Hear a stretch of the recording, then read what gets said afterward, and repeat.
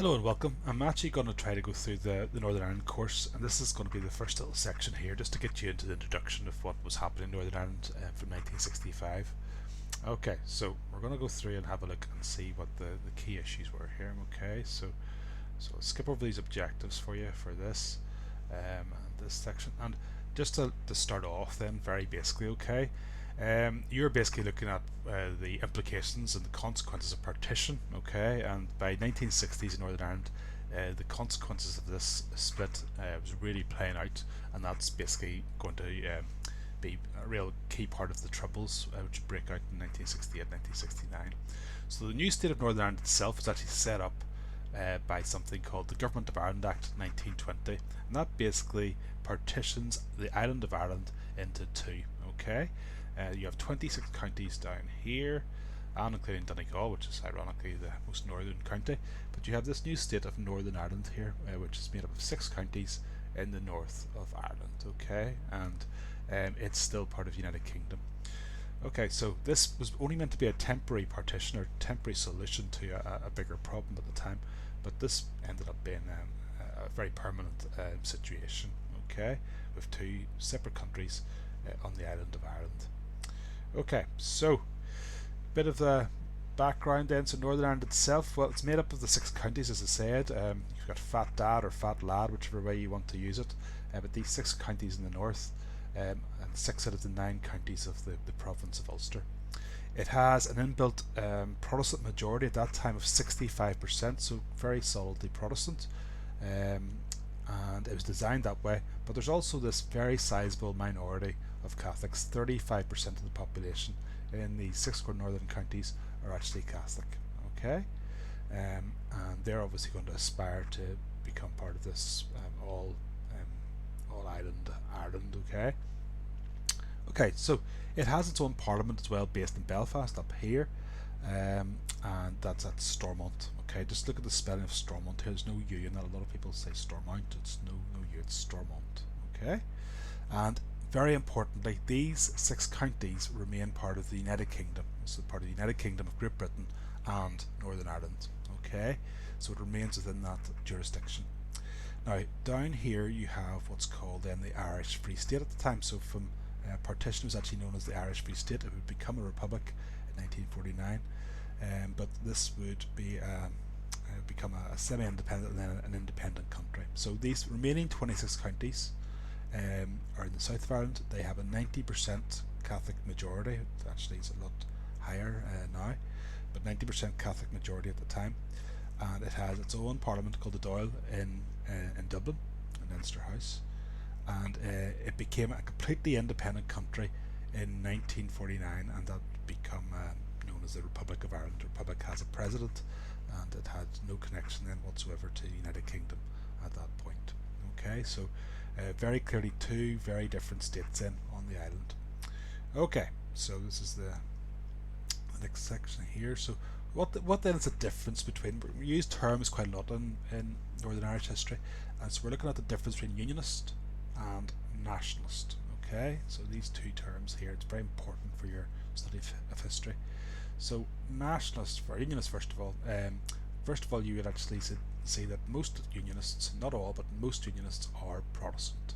Okay, they want Northern Ireland to remain part of the United Kingdom, this union with Great Britain, it's England, Scotland, Wales, and Northern Ireland. So it's the United Kingdom.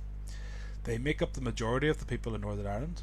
Okay, and they controlled political power simply because they had the majority of the population. Okay, so they maintain this political control up at Stormont. Nationalists then, well, nationalists are mostly, but not all, Catholic, and they wanted Ireland, they aspired to Ireland to be united, okay, with no border whatsoever, and they wanted to become part of the Republic of Ireland, an all-island Republic of Ireland eventually.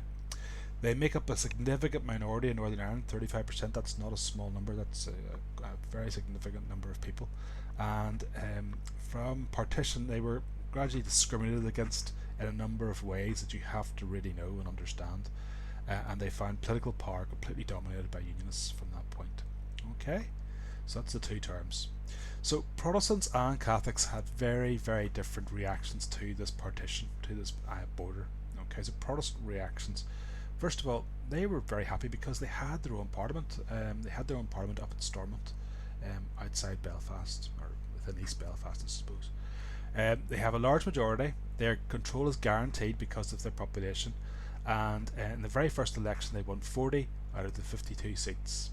They felt because of this that their religion and loyalty to Britain was going to be safe. Okay. There was still, however, quite a lot of fear, because Unionists still remained fearful that Catholics in Northern Ireland would want this United Ireland, and they knew that this IRA existed, Irish Republican Army existed, and in the 1950s there was a very low-key border campaign which blew up, installations around the border area and had attacks on the police. This encouraged quite a lot of fear from the Protestant Unionist community. Okay. You also have security measures which were in place from the very beginning. You have the Royal Ulster Constabulary, which would be the police force. It's over 90% Protestant, but you also have this special unit. Okay, it's part-time, but it's completely Protestant, and many of its members you could have suggested were actually in the old Ulster Volunteer Force. So that definitely has a very strong tinge of Protestant Unionist loyalist support. Okay.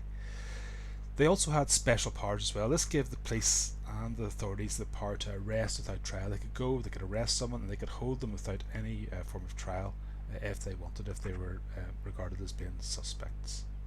Okay. Right, you also have political measures as well. You have something called proportional representation. Okay, that means basically that how many votes are cast, it's going to actually represent that there in terms of power. So if, say, there's 35% of the Catholic population, that should equal 35% of seats. That was actually got rid of very early on after partition. You also had something else. So you have something called rates. We still pay rates in Northern Ireland. That's sort of a local tax. It pays for your bins and council amenities, things like that. Well, the more money you paid in terms of rates, the more votes you could potentially get in elections. Okay, so there was a vote for every £10 you paid. Now this isn't really to do with religion. However, you can see that back then, especially, most of the wealthy people in Northern Ireland were Protestants, so they would actually benefit from this the most, and they could actually achieve up to 7 votes potentially out of this measure. Okay, so one person could potentially have 7 votes.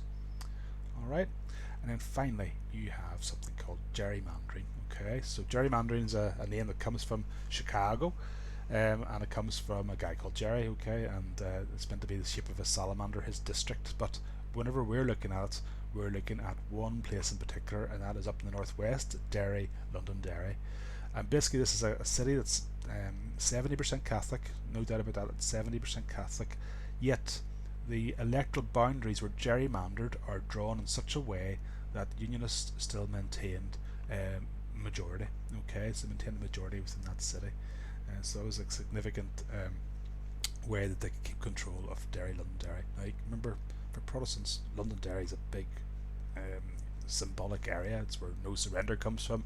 You got the Siege of Derry in 1690 or 1689. So it's all a key part of their history. Okay. Alright, good. So let's look then at Catholics. What are their reactions to partition? Well, they have a range of different reactions. Okay. First of all, down here in the bottom left, you've got majority rule. Majority rule basically means, well, look, if you have 65% Protestant majority in Northern Ireland, it's going to lead to complete dominance in terms of votes. The Catholics are not going to be able to get political power.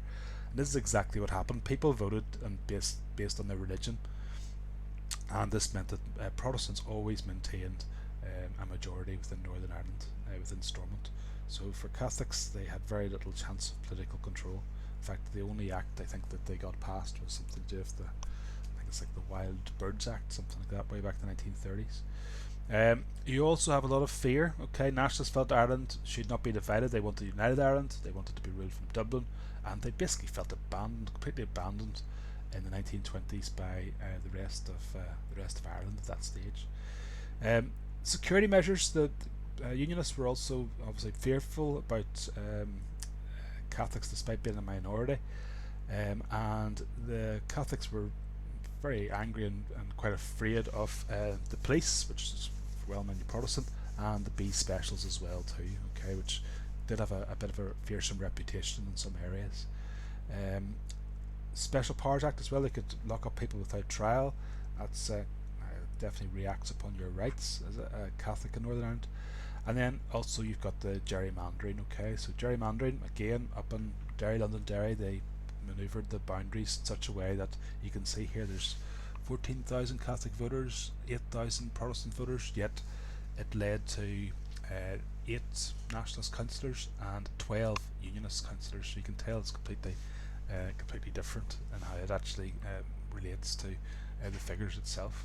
Okay, then you've got discrimination finally. Okay, you've got this in 2 separate areas. Firstly, housing. Housing equals power. So the vast majority of houses in Northern Ireland back then were not privately owned. They were given out by the council. They were allocated by the councils. Now, because most councils were Protestant, they would actually allocate the council houses mostly to Protestants. There's another cause for this as well too. If you had a house, it also meant that you had the ability to vote in council elections, not general elections, but council elections. So Protestants are very careful to allocate those houses to mostly Protestants. This meant that in areas such as Derry, Londonderry, many Catholics were overcrowded into substandard housing. That was a big issue for Catholics in Northern Ireland. And then finally there you've got jobs. So jobs could be handed out by the councils. Okay, remember there's a lot of jobs by the councils themselves, and most of those were actually handed out to Protestants. Okay, there were Catholic councils as well. I have to make it very clear too. But and the same thing would have been done there, but most of the councils would have been Protestant, and they would have handed out jobs accordingly to mostly Protestants there. As well as that, most factory owners were also Protestant as well too, and they tended to favour Protestants. There was no level of legal methods to prevent discrimination. You could actually ask someone what religion they were, and you could actually employ them based on that answer. So it's